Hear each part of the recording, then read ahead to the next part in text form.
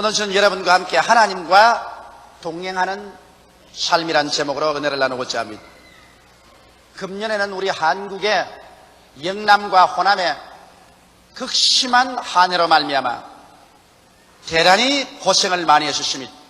농부들이 고생을 많이 하고 당국에서도 관정을 하는데 애를 많이 썼습니다.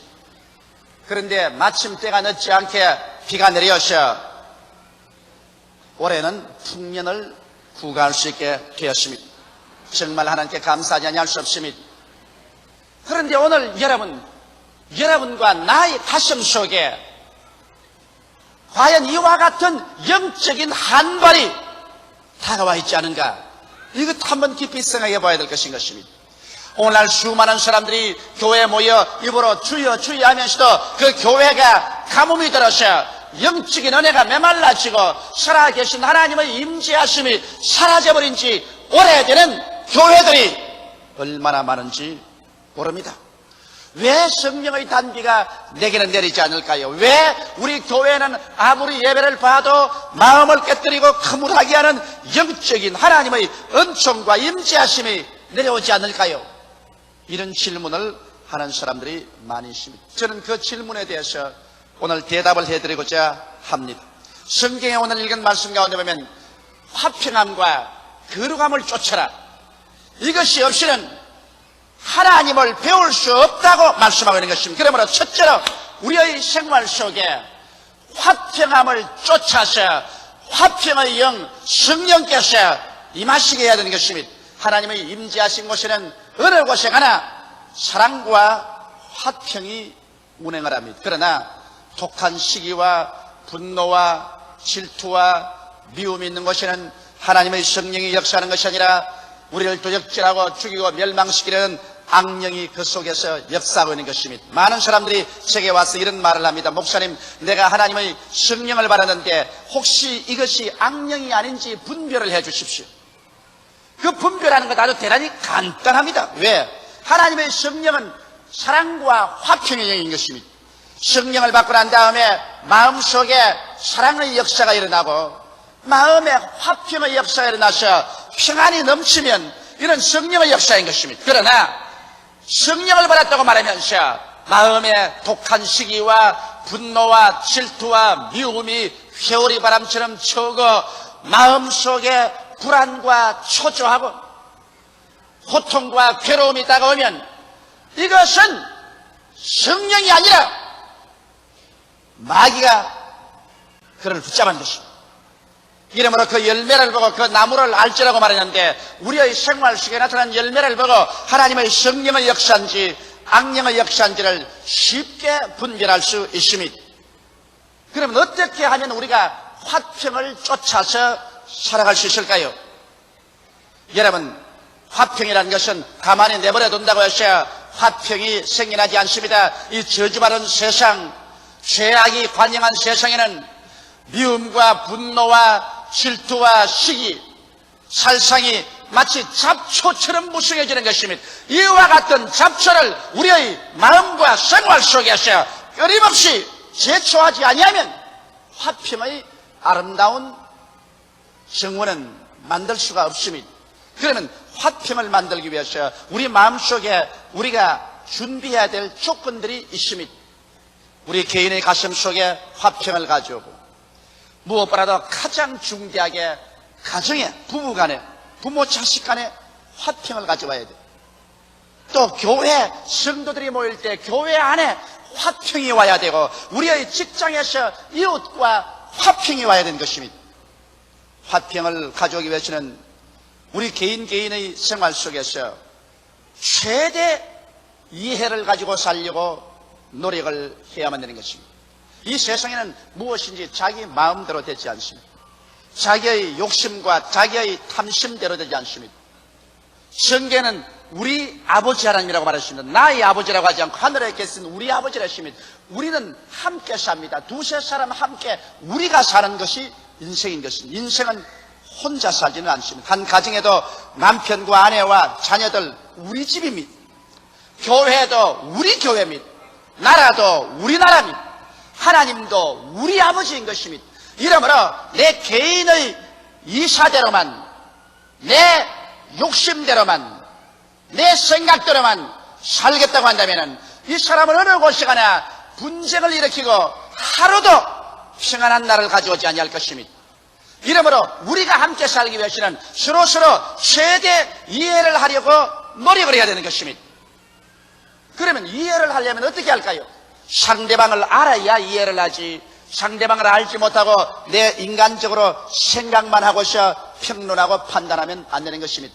상당히 우리 사람들은 소문을 듣고 다른 사람을 평가합니다. 소문에 저 사람은 나쁘다고 하더라, 소문에 이 사람은 나쁘다고 하더라. 그래서 그 많은 소문을 듣고 난 다음에 그 사람에 대한 나쁜 인상을 잔뜩 가지고 난 다음에 내가 평가를 내리기 때문에 잘못된 평가를 내리는 것입니다. 그러나 우리가 진실로 이해를 하려면 소문만 듣지 말고 언제나 이해는 상대방을 정확하게 알아야 이해할 수 있기 때문에 상대와 만나서 대화를 해봐야 되는 것입니다. 대화를 하기 위해서는 서로 만나야만 하는 것입니다. 만나서 대화를 해서 상대방을 올바르게 알 때 상대를 이해할 수가 있습니다. 그래서 우리가 상대를 최대한대로 이해를 해야 화평을 가져올 수 있지. 이것은 서로 이해도 못하고 서로 알지도 못하고 대화도 안 하고 뜬 소문만 가지고서 심판을 하기 시작하면 이 세상에 화평을 가져올 날은 절대로 없는 것입니다. 또 나아가서 여러분, 우리가 상대방을 알고 그러고 난 다음 이해를 하면 우리의 생활 가운데 최선을 다해서 동정을 하려고 애를 써야 되는 것입니다. 동정이란 상대의 입장에서 느끼는 것을 말하는 것이면 내 입장에서만 느끼지 말고 상대방의 입장에 서서 상대방의 위치를 느끼고 살아가려고 애를 써야 되는 것입니다. 이거 힘이 드는 것입니다만 이래야 화평을 가져올 수가 있는 것입니다.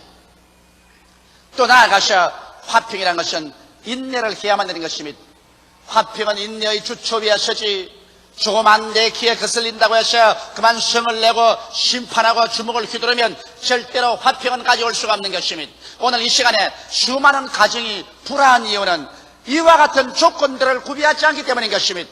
여러분, 가정에서 남편은 아내의 위치를, 아내는 남편을 최대로 이해하려는 것입니다. 요사이 가장 중대한 문제는 부부가 서로 이해할 수 없다는 것입니다. 왜냐하면 만나서 서로 이 말을 맞대고 이야기할 시간이 없습니다. 남편은 밤 늦게 들어와서 자고 아침에 일찍이 나가버리고 부인은 혼자 집에 있게 되거나 또 직장에 나가게 되고 이래서 점점 가정이 하숙방이 되어가고 있는 것입니다. 서로 만날 수가 없기 때문에 결혼을 해서 살면서도 상대를 모릅니다. 남편이 아내를 모르고 아내가 남편을 모릅니다. 부모도 자식을 모르고 자식도 부모를 모릅니다. 이것이 오늘날 우리 사회의 중대한 문제입니다. 도시화되고 산업화된 세계 속에서 너무나 사람들은 바삐 돌아가기 때문에 한 가정의 부부간 부모 자식 간에 서로 상대를 알 수도 없고 서로 만나서 대화할 시간이 있기 때문에 서로 모릅니다. 이러므로 말미암아 이해가 되지 아니한 것입니다.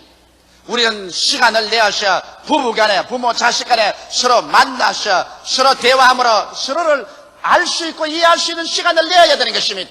그리고 난 다음 남편은 아내의 입장에서 생각하고 아내는 남편의 입장에서 느껴볼 수 있도록 서로 입장을 달리해서 늘 생각해야 되고 그리고 난 다음에 사소한 일에 감정을 내지 말고 오래 참고 견디어야만 하는 것입니다. 오늘날 젊은 세대가 우리 나이를 먹은 세대를 향해서 세대 차이가 있다. 우리를 이해하지 못한다. 그러므로 우리는 나이 먹은 사람하고 같이 있을 수 없다고 반역을 합니다. 그 이유는 오늘날 너무 바쁘기 때문에 나이 먹은 세대가 젊은 세대와 서로 만나서 이해할 수 있는 시간이 없기 때문인 것입니다.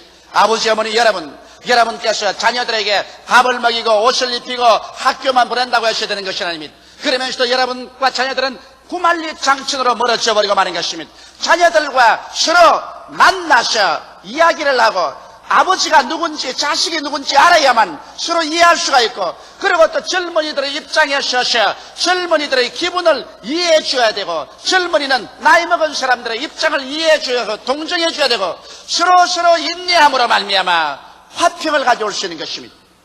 또 그뿐만 아닙니다.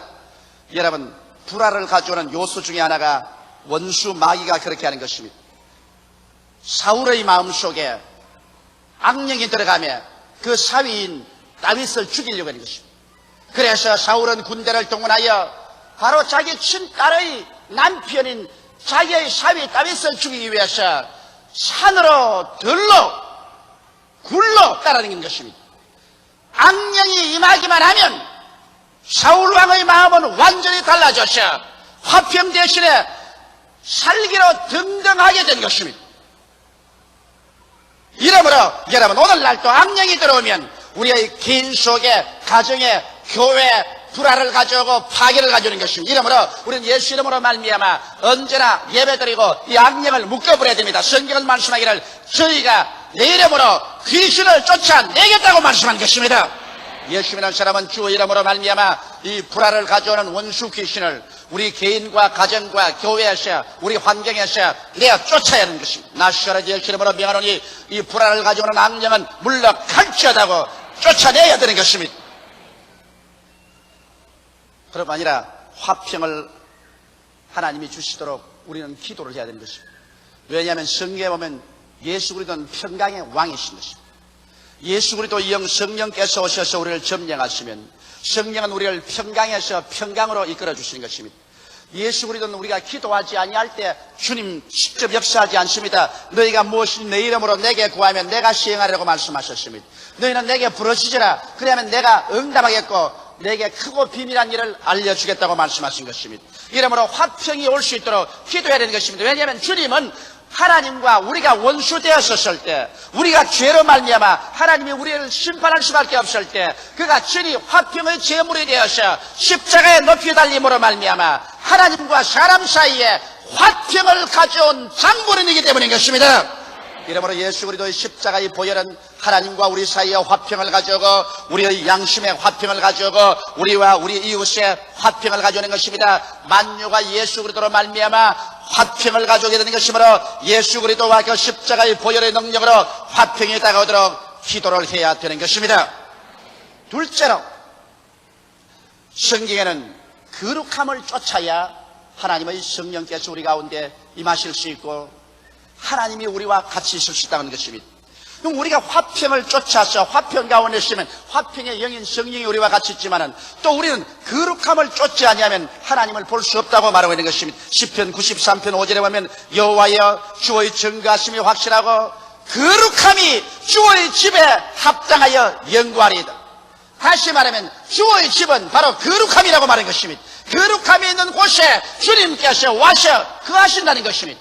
그럼 거룩한 하나님의 집에 올라가기 위해서는 어떠한 자격이 필요할까요? 그 자격은 시편 15편 1절로 5절에 기록하고 있습니다. 여호와여 주의 장막에 유할 자 누구며 주의 성산에 구할 자 누구오니까? 정직하게 행하며 공의를 일삼으며 그 마음의 진실을 말하며 그 혀로 잠솟지 아니하고 그 벗에게 행하지 아니하며 그 이웃을 개방치 아니하며 그 눈은 망령된 자를 멸시하며 여호와를 두려워하는 자를 존대하며 그 마음에 서운한 것은 해로울지라도 변치 아니하며 별리로 대금치 아니하며 뇌물을 받고 무지한 자를 해치 아니하는 자니 이러한 일을 행하는 자는 영영이 요동치 아니하리이다. 바로 거룩하신 하나님 장막에 나아가는 데는 이와 같은 조건이 필요한 것입니다. 오늘 그러므로 우리가 화평을 도모한 우리들은 이제는 거룩함을 얻기 위해서 주의 장막과 성산에 올라가는 계단을 한 계단 두 계단 우리 밟아서 올라가야 되지 않겠습니까? 그러므로 오늘 이 시간에 첫째 계단을 우리 올라가십시다. 첫째 계단은 정직과 공의와 진실인 것입니다. 우리가 정직하고 공의를 행하고 진실을 말하지 아니하면 하나님의 성산에 올라갈 수가 없고 거룩함에 이를 수가 없는 것입니다. 우리는 예수 그리스도를 믿음으로 말미암아 값없이 용서를 받고 의롭다함을 입으신 것입니다. 그는 법적으로 의롭다함을 입으셨으나 실제로 우리 생활이 거룩게 되는 것은 이제 우리가 성령의 도우심을 받아서 노력하고 애써서 인격적인 변화를 가져와야 되는 것입니다. 구원은 믿음으로 말미암아 받지만은 하늘에 올라가서 하늘의 상급을 받는 것은 여러분과 내가 이 땅에 사는 동안 얼마나 거룩하게 되었는가, 여기에 따라서 여러분의 영광이 하늘에서 달라지는 것입니다. 그러므로 우리가 주의 장막과 성산에 올라가는 첫째 계단으로서 정직과 공의와 진실을 가져와야 되는 것입니다. 정직은 신용의 근본입니다. 정직을 잃어버리면 신용을 잃어버리고 신용을 잃어버리면 인격적인 파탄이 되는 것입니다. 이것이 여러분 얼마나 중요하냐면 개인적으로나 가정적으로나 사회적으로나 다 그렇습니다. 우리가 부정직해서 신용을 잃어버리면 그때부터 인격적인 파탄이 되고 사람들로부터 경원을 당합니다. 남편이 부인에게 신용을 잃어봤는지 부인이 남편에게 신용을 잃어버리면 가정적인 파탄을 가져옵니다. 혹은 부모가 자녀들에게 신용을 잃어버리면 부모가 무슨 말을 해도 자녀들이 믿질 않습니다. 더구나 오늘 세상 경쟁사회 속에서 무엇이든지 우리 정직하지 않냐고 남을 속여놓으면 그 다음부터는 깊이 인물이 되어서 그 사람은 사회적으로나 사업적으로나 망해버리고 마는 것입니다. 이러므로 우리가 한 개인으로서나 국민으로서 이 세상에서 성공적인 인생을 사는데도 정직을 교려하면 그 사람은 깊이 인물이 되어버리고 마는 것입니다. 인격적인 파탄에 이르고 마는 것입니다. 아무도 신용하지 않습니다. 그를 신용하지 않으니까 그 사람이 이 사회 속에서 살아갈 수가 있나요? 오늘날 사회는 신용을 가지고서 살아가는 것이 사회인 것입니다. 이러므로 우리는 하나님 앞에서도 정직하게 행하여야 하나님이 우리를 신용해 주셔야 그 다음부터 우리의 기도가 응답되지, 하나님이 우리를 신용할 수 없으면 우리는 그때로부터 하나님께 버림받은 자가 되고 마는 것입니다. 그 다음 우리는 공의를 행해야 되는 것입니다. 공의라는 것은 평등 사회의 기초인 것입니다. 이 사람을 두둔해주고 저 사람은 멸시하고 사람을 차별 대우하는 것은 공의가 아닌 것입니다. 성경에 보면 야고보의 가정에서 야곱이 이삭의 사랑을 바랐었습니다. 그 어머니 리브가의 사랑을 바랐었습니다. 그렇기 때문에 편애로 말미암아 공의가 가정에 행하지 아니하며 에서가 그 동생을 죽이려고 해서 바로 이삭의 가정에 크나큰 파탄이 일어난 사실을 알 수 있는 것입니다. 한 가정에도 부모가 자식들을 공의로 다스리지 않냐고 편애하면 그 가정에 크나큰 파탄이 다가오는 것입니다. 이렇기 때문에 우리의 삶에서 우리가 부자나 가난한 자나 권력 있는 자나 권력이 없는 자나 잘난 자나 못난 자나 남자나 여자나 차별 두지 말고 그들의 위치를 따라서 공의로 판단하고 공의로 다스려야 되는 것입니다. 더구나 교회는 더 그렇습니다. 교회는 여러 사람이 함께 다 같이 모여서 다 같이 예수 믿고 하나님 자녀가 되므로 교회에서 엄격하게 공의를 행하면서 예배를 볼 수 있어야 되는 것입니다. 나아가서 여기에 진실을 말해야 하나님의 거룩한 성산에 올라갈 수 있다고 말하는 것입니다. 오늘날 세계는 어찌나 거짓말이 많은지, 좌우간 누가 무슨 말을 해도 저게 진실한 말인지 거짓말인지 우리가 언제나 깊이 살펴봐야 되는 것입니다. 우리 한국에서는 여러분 이 진실이 오랜 세월 동안 없었습니다. 그렇기 때문에 물건을 만들어도 우리가 물건 살 때 이게 가짜요 진짜요를 반드시 묻습니다. 진실이 없어지는 사회 속에는 여러분 이 세상에 무엇이든지 의심을 하고 살아야 되기 때문에 마음의 평안을 가지고 살 수가 없는 것입니다. 이러므로 우리가 하나님은 진리임으로 하나님께 나가는 자는 진실을 말하면서 살아야 되는 것입니다. 그러므로 주의 장막과 그 성산에 올라가는 첫째 계단은 정직하고 공의를 행하며 진실을 말함으로써 나아가야만 하는 것입니다.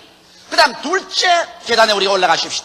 하나님의 성경에 올라가는 둘째 계단은 참소하지 아니하며 그 이웃에 행하지 아니하고 회방하지 않아야 되는 것입니다. 이것은 우리가 평소에 너무나 많이 하는 일인 것입니다. 왜 나는 성령이 충만하지 못할까? 왜 나는 기도가 안 나올까? 왜 하나님의 역사가 내게는 없을까? 그런 질문할 때 여러분 가장 우리에게 흔한 죄가 바로 참소하고 행악하고 회방하는 죄 때문에 그런 것입니다.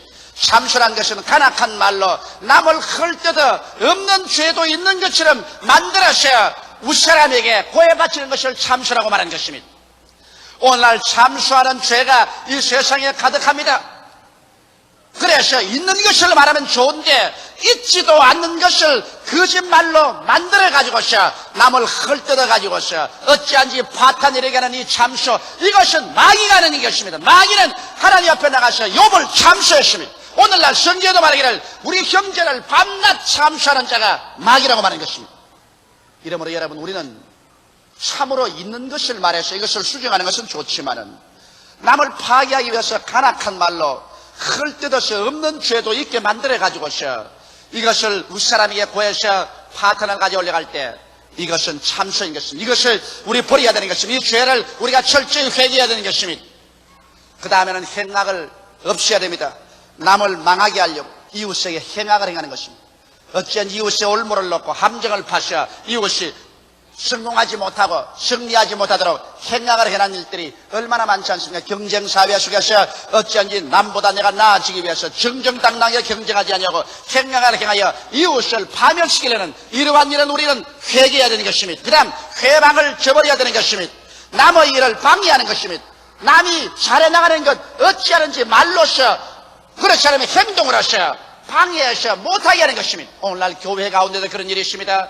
교회가 성장하고 발전하면 하늘나라가 확장되는 것으로 즐거워해야 될 것인데 그만 시기와 분노가 가져가서 그 교회를 헐뜯고 교회를 회방하고 교회가 망하도록 앞에다가 걸림돌을 갖다 놓는 일을 교회 가운데서도 이렇게 하는 일이 얼마나 많은지 모릅니다.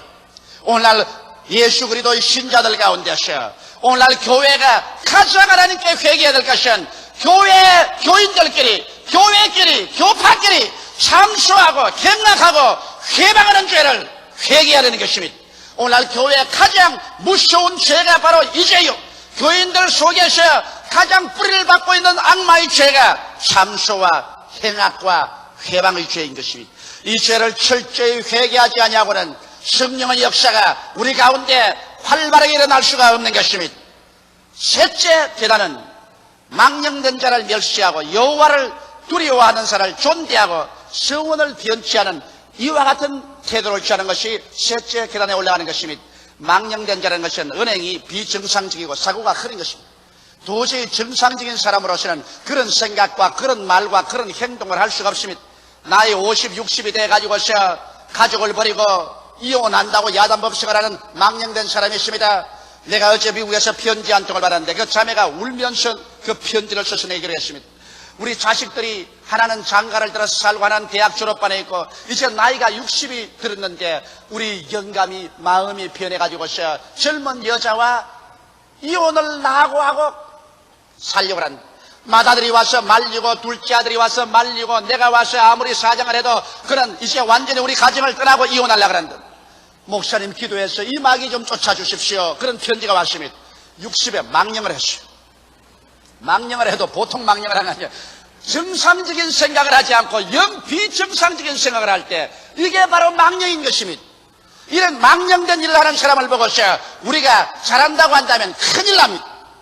망령된 자를 멸시하고 이 망령된 자가 망령을 못하도록 하는 것을 해야 되는 것입니다. 그리고 여호와를 두려워하는 자를 존대한다. 하나님을 범사에 두려워하고 하나님을 두려워하는 사람은 하나님을 경외하고 믿고 순종하는 사람인데 이런 사람과 같이 하고 이런 사람과 친구를 사귀며 또 나아가서 서운한 것은 변하지 않는다. 하나님께 약속한 것은 내게 소대하갈지라도 그대로 실천한다는 것입니다. 사람들은 자기가 어렵고 다급할 때 쉽게 하나님께 서약해놓고 난 다음에 문제가 다 해결되고 편안하게 되면 하나님과 서약한 걸 언제 했는 듯이 다 잊어버린 사람이 있습니다. 이런 사람은 차라리 서약 안 하는 것이 좋습니다. 하나님과 서약해놓고 난 다음에 그 서약을 어기면 그때부터 하나님께서 그 사람을 신용하지 않기 때문에 다른 어떠한 기도도 받아주지 않습니다. 우리가 거룩한 삶은 하나님께 서약을 했으면 그 서약을 절대로 변형시키지 말아야 됩니다. 저는 이 교회를 지을 때 참 어려울 때 그저 교회가 사느냐 죽느냐 할 때 매일같이 이 가운데 나와서 밤에 별들을 바라보고 제가 하나님께 서약한 것이 있습니다. 하나님 순복음 중앙교회를 세워지면 이 순복음 중앙교회는 전력을 기울여 세계 선교를 하겠습니다. 우리 한국이 세계에서 얻어먹기만 했는데 이 순복음 교회를 떼어서 전 세계 5대양 6대주의 영적인 양식을 나누어주는 선교를 하겠으니 이 교회에 이렇게 해주시옵소서. 하나님이 교회를 지어주고 축복해 주었습니다. 그러므로 저는 이 교회, 이 강단의 조용기가 목사로서 있는 이상 교회의 총력을 기울여 하나님께 서약한 대로 선교하는 교회로 계속 만들어 나갈 것입니다. 서약한 것을 변화하면 안 되는 것입니다. 그 다음 넷째 계단을 올라가면 이제 하나님 보좌에 올라가는데 넷째 계단은 별리로 대금치 않고 뇌물을 받고 무죄자를 해치하는 것입니다. 이 별리로 대금치 않는다는 말은 무슨 말이냐? 별리라는 말은 영어로는 usury라고 하는데 이것은 아주 폭리고리를 말하는 것입니다. 일방적인 여러분 돈을 빌려주고 그게 이식을 취하는 것은 죄가 아닙니다. 왜냐하면 은행에도 돈을 빌려주고 우리가 이식을 취하지 않습니다. 성경의 달란트에 비해 보면 한 사람에게는 한 달란트, 다른 사람에게는 2달란트, 또 다른 사람은 5달란트 주었는데 그들이 주인에게 와서 보고할 때 2달란트는 4달란트를 5달란트는 10달란트를 만들었을 때 1달란트라는 사람이 있는 게 그대로 가져오니 주인이 말하기를 왜 이 돈을 이자 드리는데 맡겨서 이자라도 받아서 가져오지 않았냐? 이 악한 종을 내가 쫓아라 그랬습니다. 그래서 돈을 정당하게 빌려주고 정당한 가격으로 이자를 받는 것은 그건 죄가 아닙니다. 그러나 다른 사람의 가난한 것을 약점으로 삼아서 고리로 폭리로 변리할 때 이것은 하나님 앞에 쓸 수 있는 자격을 상실해버리고 마는 것입니다. 그 다음 또 뇌물을 받고 판단을 굽힌다는 것은 이건 말할 필요 없지요. 정당하게 판단을 해야 되는데 강한 자에게 뇌물을 받고 무지한 약한 자를 죄 있다고 해서 그를 곤욕을 줄 때 이것은 하나님의 판단 기준을 허리하고 하나님의 인격에 대한 모독을 가져오는 것이기 때문에 이러한 사람은 주님 앞에 설 수가 없는 것입니다. 이와 같이 해서 우리와 하나님과의 가로막힌 즉 다시 말하면 화평치 못한 것과 거룩하지 못한 죄를 모두 다 회개하고 청산하고 나면 그 다음에 하나님과 우리 사이에 담이 터져버림으로 말미암아 하나님의 성령이 본물처럼 넘쳐나셔 여러분 개인 영혼과 가정과 교회 가득 차게 되고 하나님과 함께 동행함으로 말미암아 주 안에서 다가오는 그 놀라운 믿음, 소망, 사랑, 기쁨, 평안으로 가득 찬 위대한 승리의 삶을 살 수 있게 되는 것입니다. 다 같이 예수가 기도드리겠습니다. 살아계신 우리 아버지 하나님, 우리는 다 값없이 예수 그리스도로 말미암아 구원을 받았습니다. 죄를 지었음에도 불구하고 못났음에도 불구하고 버림을 받아야 마땅함에도 불구하고 죄인은 그대로 못난 그대로 빈손 그대로 주님께 나와서 구원을 받았습니다. 구원을 받았으면 이제는 우리가 여호와의 집에 거하는 우리들이 되어야 되겠사옵나이다. 하나님과 함께 살고 행하는 자들이 되어야 되겠는데 하나님의 영이 우리 가운데 그렇게 홍수처럼 밀어올 수 없는 것은 우리에게 불화가 있고 우리에게 거룩함이 없기 때문인 것입니다. 하나님 아버지, 오늘 우리가 그리스도의 깨어진 몸과 흘리신 피에 참여해서 우리 죄사함과 우리의 가난과 실패, 질병과 저주, 죽음에서 우리를 해방시켜 주니 위대한 하나님의 은총을 먹고 마셔드리고 이 기초 위에 설 뿐만 아니라 이것이 이루어질 수 있도록 우리의 생활 속에 화평함과 거룩함을 쫓게 하여 주옵소서. 우리에게 화평하지 못한 죄를 회개하게 도와주시옵시고 거룩하지 못한 죄를 회개하게 도와주시옵소서. 정직과 공의와 진실을 말하게 도와주시옵소서. 참수하는 것을 회개하고 이웃에게 악을 행하며 회방한 죄를 회개하게 도와주시옵소서. 망령된 자를 멸시하고 여호와를 두려워하는 자를 존대하며 아버지 하나님께 서약한 자는 손해가 나도 이루게 하여 주시옵시고 폭리 나아가서 사람들의 약점을 이어서 그들에게 별일로 대금치 말고 뇌물을 받고 판단을 굽히는 일을 하지 않아 하나님의 거룩한 성산에 올라가는 우리 자격자들이 다 되게 하여 주시옵소서. 예수님 이름 받들어 기도하옵나이다. 아멘.